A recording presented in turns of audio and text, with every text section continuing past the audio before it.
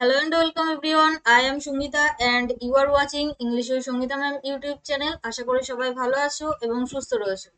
তো আজকে আমরা মক টেস্টের ক্লাস নিয়ে হাজির হয়েছি। তো সেখানে 15টা কোশ্চেন রয়েছে। তো অবশ্যই প্রথম থেকে কাউন্ট করবে যে 15টা কোশ্চেনের মধ্যে তুমি কতগুলো অ্যান্সার করতে পারছো এবং ক্লাসের শেষে কমেন্ট বক্সে কমেন্ট করে জানিও তুমি কতগুলো অ্যান্সার করতে পারলে। তো চলো শুরু করা যাক আজকের ক্লাস।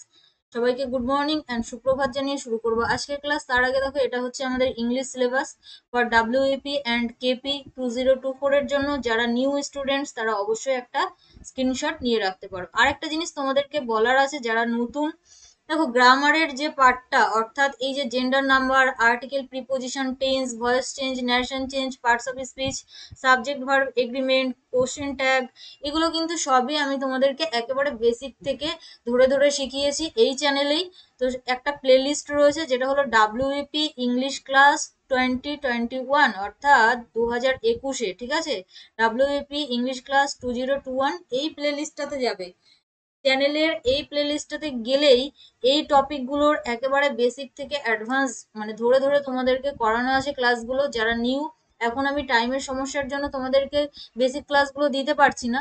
তো সেক্ষেত্রে যারা নিউ শিখতে চাও একেবারে বেসিক থেকে, তো এই প্লেলিস্টে গিয়ে সার্চ করলেই কিন্তু সমস্ত টপিকের ডিটেলস ক্লাস তোমরা পেয়ে যাবে। তো সেখান থেকে ক্লাসগুলো তোমরা দেখতে পারো। ওকে, তো চলো আজকের ক্লাস শুরু করি। once again সবাইকে গুড মর্নিং এন্ড সুপ্রভাত জানিয়ে শুরু করছি আজকের class.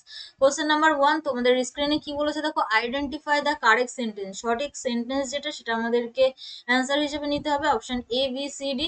The girl burst out tears, the girl burst into tears, the girl burst with tears and D the girl bursted out tears. এটা একটা অ্যাকচুয়ালি দেখো দ্য গার্ল টিয়ার্স এটা তো ঠিকঠাকই আছে, এই যে ফ্রেজাল ভার্বটা কোনটা হবে সেটাই আমাদেরকে চিহ্নিত করতে হবে option A B C D এর মধ্যে। So your time starts now for question number 1। চলো অ্যান্সার করো আমাদের সঠিক উত্তর কি হবে।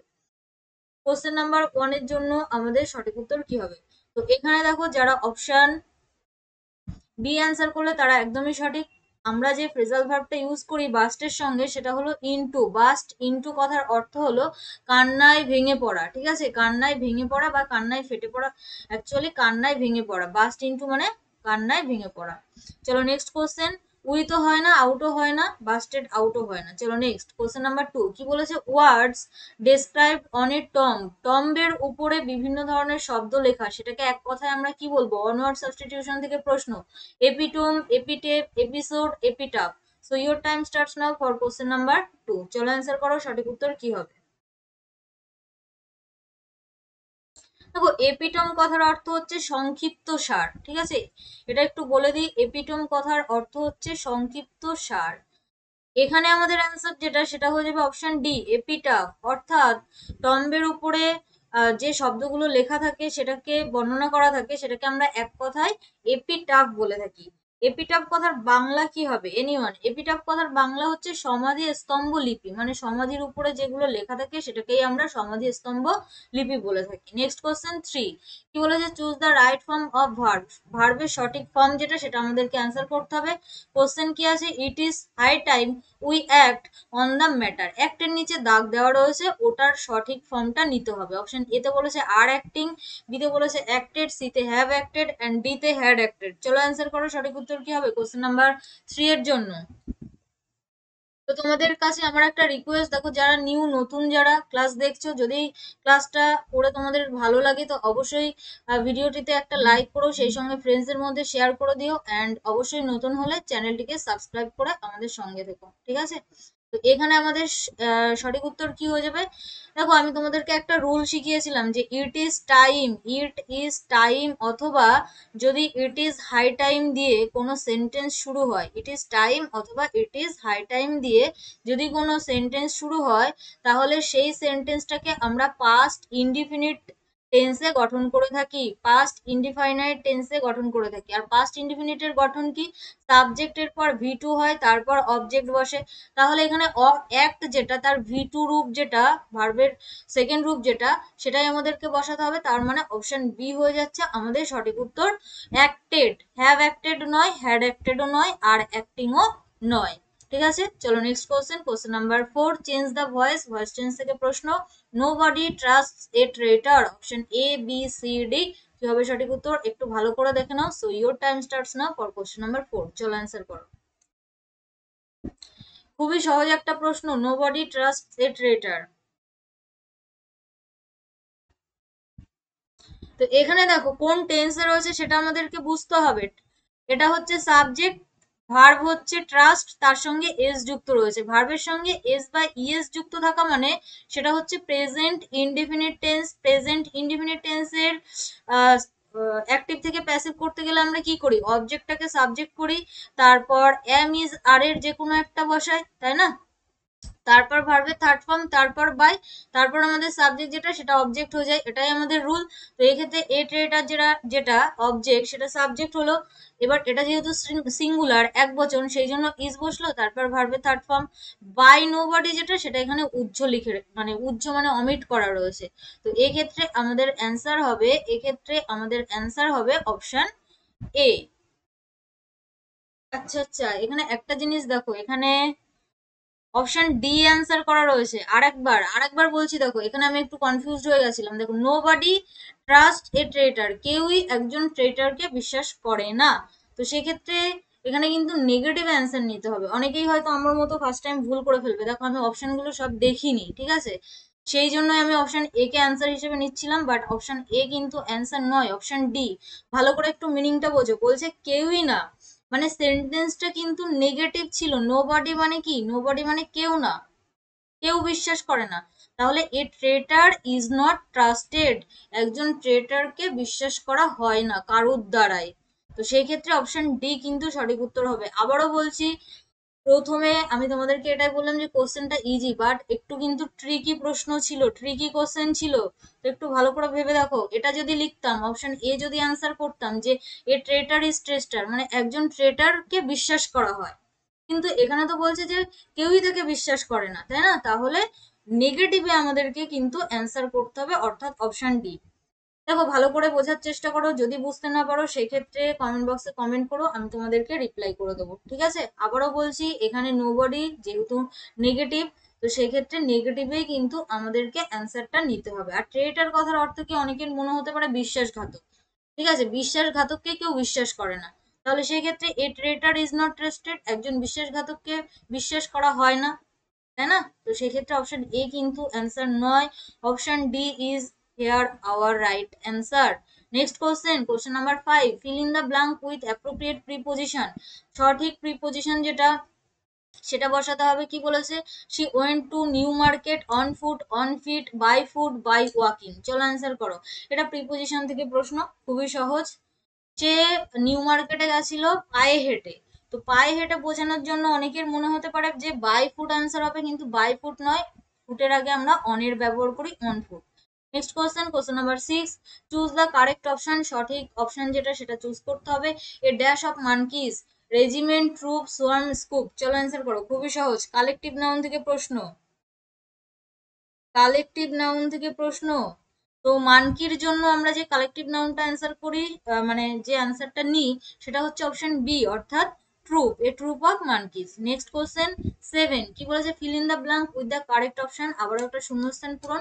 বলেছে while I was going to the market, যখন আমি বাজারে যাচ্ছিলাম, I dash my friend, meet, have met, had met, meet. তো চলো অ্যান্সার করো, সঠিক উত্তর কি হবে কোশ্চেন নাম্বার 7 এর জন্য? হোয়াইল আই ওয়াজ গোয়িং, দেখো ওয়াজ এর সঙ্গে তারপর রয়েছে ভার্বের সঙ্গে আইএনজি, মানে পাস্ট কন্টিনিউয়াস, পাস্ট কন্টিনিউয়াস, ঠিক আছে? পাস্ট কন্টিনিউয়াস যদি হয়, এদিকেও নিশ্চয়ই আমাদেরকে পাস্টে কিছু নিতে হবে, মানে পাস্টেই অ্যান্সার করতে হবে। তো সেই ক্ষেত্রে যখন আমি বাজারে যাচ্ছিলাম আমি আমার বন্ধুর সঙ্গে দেখা করেছিলাম, ঠিক আছে? তো এক্ষেত্রে অ্যান্সার হয়ে যাবে অপশন এ, এমইটি মেট, অর্থাৎ ভার্বের সেকেন্ড ফর্ম বসবে, এমইটি মেট, এটা হচ্ছে মিটের সেকেন্ড ফর্ম, মিট থেকে আসে মেট, তারপর মেটই হয়, এটা ভি2, ঠিক আছে? তাহলে হ্যাভ মেট হবে না বা হ্যাড মেটও হবে না। অনেকের মনে হতে পারে যে এখানে আমি পাস্ট পারফেক্টের ব্যবহার করব, কিন্তু এটা পাস্ট পারফেক্ট নয়। এখানে যেহেতু পাস্ট কন্টিনিউয়াস রয়েছে, এখানে ভি2তেই অ্যান্সার করো, অর্থাৎ এমইটি। নেক্সট কোশ্চেন, আর এম ডবল ইটি মানে সাক্ষাৎ করা, এটা ভি1। নেক্সট কোশ্চেন 8, কি বলেছে, Miraj parents helped her to do her homework. এটা কোশ্চেন ট্যাগ থেকে প্রশ্ন, শূন্যস্থানে কি বসবে, don't they, does she, didn't they, did she. চলো অ্যান্সার করো। দেখো যখন আমরা কোশ্চেন ট্যাগ করি তখন কিন্তু আমরা তিনটে জিনিস ব্যবহার করি। প্রথমে একটা হেল্পিং ভার্ব, তারপর যদি হ্যাঁ বোধকে থাকে সেন্টেন্সটা তাহলে একটা নট ব্যবহার করি, আর লাস্টে আমরা সাবজেক্ট অনুযায়ী একটা প্রোনাউনের ব্যবহার করি। ঠিক আছে, তাহলে এখানে কোন টেন্সে রয়েছে দেখো, হেল্পড ভার্বের সেকেন্ড ফর্ম। ভার্বের সেকেন্ড ফর্ম যখন হয় তখন হেল্পিং ভার্ব হিসেবে আমরা ডিডের ব্যবহার করি। আর মীরার বাবা মা তাকে সাহায্য করেছিল তার হোমওয়ার্ক করার জন্য। তো সেক্ষেত্রে এটা হ্যাঁ বোধক বাক্য, অ্যাফার্মেটিভ, তাহলে নেগেটিভের জন্য একটা এখানে কি আসবে, নট। আর মিরাজ প্যারেন্টস, তো সেক্ষেত্রে দুজন, দুজন হলে আমরা যে প্রোনাউনটা ব্যবহার করব সেটা হলো দে। এবার ডিড নট এর সংক্ষিপ্ত রূপ আমরা ব্যবহার করব ডিডেন্ট দে। এটাই হচ্ছে কোশ্চেনটাকে নিয়ম, যে ডিড নট যেটা তার সংক্ষিপ্ত রূপটাকে আমরা অ্যান্সার হিসেবে নেব, অর্থাৎ অপশন সি সঠিক উত্তর। Next question 9, identify the correct passive from the given sentence. আবারও একটা ভয়েস চেঞ্জ থেকে প্রশ্ন। আগের ভয়েস চেঞ্জটা বেশ ট্রিকি ছিল, তাই না? আশা করি তোমরা বুঝতে পেরেছো। আবারও বলছি, ওই কোশ্চেন নাম্বার 4 মনে হয়, ওটা যদি বুঝতে অসুবিধা হয় তো সেক্ষেত্রে কমেন্ট বক্সে কমেন্ট করো, আরো সুন্দর করে আমি তোমাদেরকে অবশ্যই বলেছি, তো তাও যদি প্রবলেম হয় কমেন্ট বক্সে কমেন্ট করো, বুঝিয়ে দেবো। কি বলছে দেখো, শি ইজ টিচিং ম্যাথমেটিক্স। অপশনগুলো একটু দেখে নাও, চলো অ্যান্সার করো। সঠিক উত্তর কি হবে?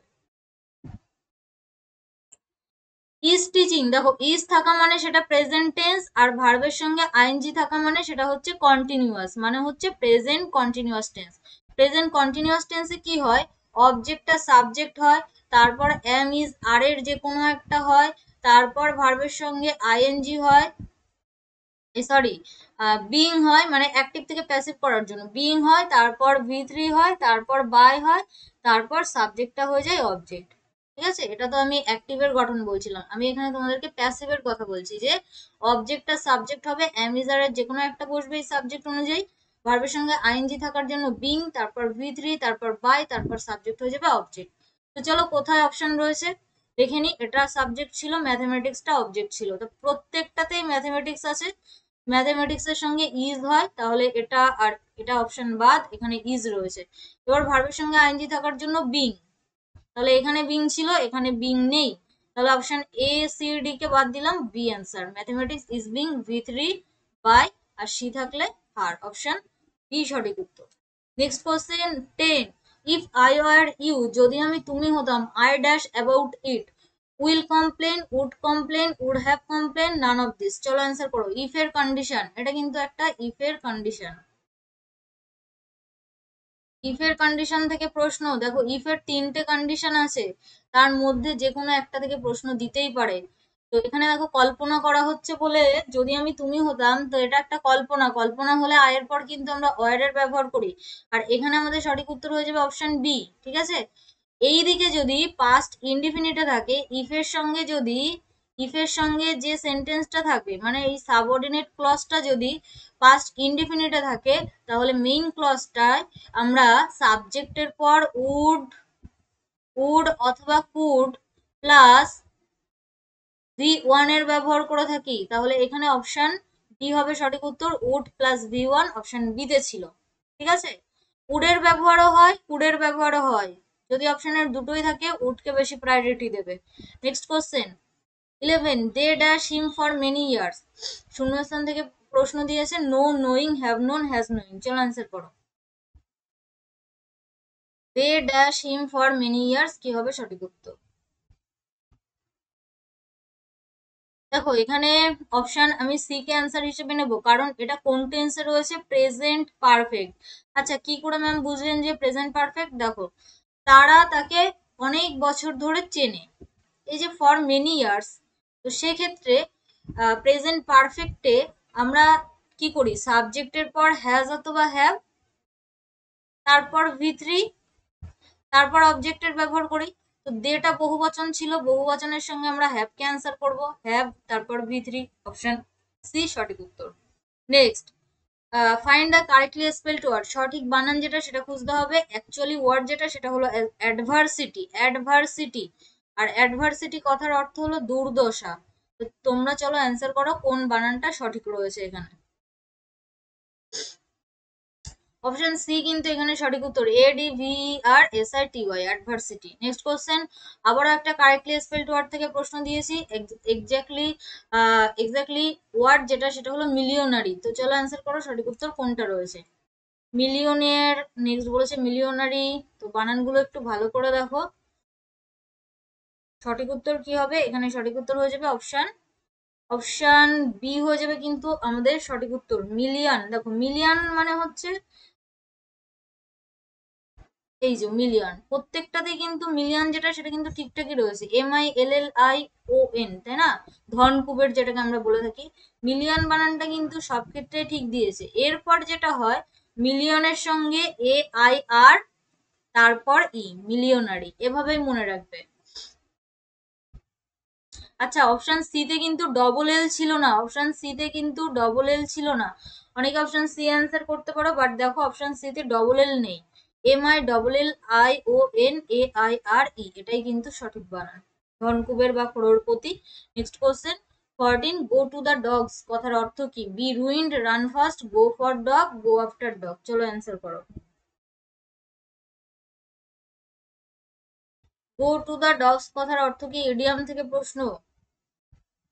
তো এখানে আমাদের সঠিক উত্তর হয়ে যাবে অপশন বি, রান ফাস্ট, দ্রুত দৌড়ানো। আরেকটা লাস্ট প্রশ্ন, আজকের ক্লাসের শেষ প্রশ্ন কি রয়েছে? কোশ্চেন নাম্বার 15, অ্যান্থোফোবিয়া রিলেটেড টু, দেখো অ্যান্থ্রোফোবিয়া নয়, ভালো করে লক্ষ্য করো, অ্যান্থ্রোফোবিয়া কিন্তু নয়, অ্যান্থ্রোফোবিয়া মানে লোকজনকে ভয় করা, এখানে যেটা রয়েছে সেটা হলো অ্যান্থোফোবিয়া। অ্যান্থোফোবিয়া কথার অর্থ মানে কি হবে? এটা কিসের সঙ্গে related? Tree, man, plant, flower. চলো অ্যান্সার করো। ফোবিয়া মানে হচ্ছে কোনো কিছুতে ভয়, ভয়যুক্ত ওয়ার্ড, তাই না? ভয় পাওয়া, ফোবিয়া। অ্যান্থোফোবিয়া, এখানে অ্যান্সার হয়ে যাবে অপশন ডি, ফুলকে যারা ভয় পায়, ফুল, গাছ, লতা পাতা এসবকে যারা ভয় পায় মানে ফুলের, তো সেক্ষেত্রে অ্যাকচুয়ালি প্লান্ট হবে না, আমি তোমাদেরকে গাছ লতা পাতা বললাম, তো সেক্ষেত্রে গাছেরও অপশন রয়েছে, প্লান্ট রয়েছে, ম্যান নয়, এগুলো নয়, ঠিক আছে? ম্যান হবে অ্যান্থ্রোফোবিয়া বা পিপিল যেটা, আর অ্যান্থোফোবিয়া যেটা ফুলকে ভয় পাওয়া, ফুলকেও মানুষ ভয় পায়, ঠিক আছে? তো ফুলকে যারা ভয় পায় সেটাকে আমরা অ্যান্থোফোবিয়া বলে থাকি। এই ছিল আজকের 15টা কোশ্চেন। তো অবশ্যই কমেন্ট বক্সে জানিও যে 15টার মধ্যে তুমি কতগুলো অ্যান্সার করতে পারলে। আর যদি ক্লাসটা ভালো লাগে অবশ্যই লাইক করবে, শেয়ার করবে এবং সাবস্ক্রাইব করবে। আর আমাদের সঙ্গে সরাসরি যোগাযোগ রাখতে আমাদের ফেসবুক গ্রুপ এবং টেলিগ্রাম গ্রুপ রয়েছে। তো কিভাবে যুক্ত হবে? ইজি স্টাডি সহজ পাঠ লিখে সার্চ করবে এবং যুক্ত হয়ে যাবে আমাদের গ্রুপে। দেখো 14K প্লাস মেম্বার্স রয়েছে আমাদের ফেসবুকে, আর টেলিগ্রামেও যুক্ত হয়ে যাবে। ওকে, থ্যাংকস ফর ওয়াচিং, সবাইকে অসংখ্য ধন্যবাদ শেষ পর্যন্ত দেখার জন্য। আরো একবার, যারা আজকে নিউ ক্লাস করলে, যদি ক্লাস করে ভালো লাগে তো অবশ্যই চ্যানেলটিকে সাবস্ক্রাইব করে রাখবে for more updates and live classes. দেখা হচ্ছে next time, see you next time, tata, bye. আর হ্যাঁ, যদি কোনো কোশ্চেন নিয়ে কোনো রকম ডাউট বা কনফিউশন থেকে থাকে যে ম্যাম এই অ্যান্সারটা কেন হলো, অবশ্যই কমেন্ট বক্সে কমেন্ট করো, আমি তোমাদেরকে রিপ্লাই করে দেবো। ঠিক আছে, চলো টাটা, বাই।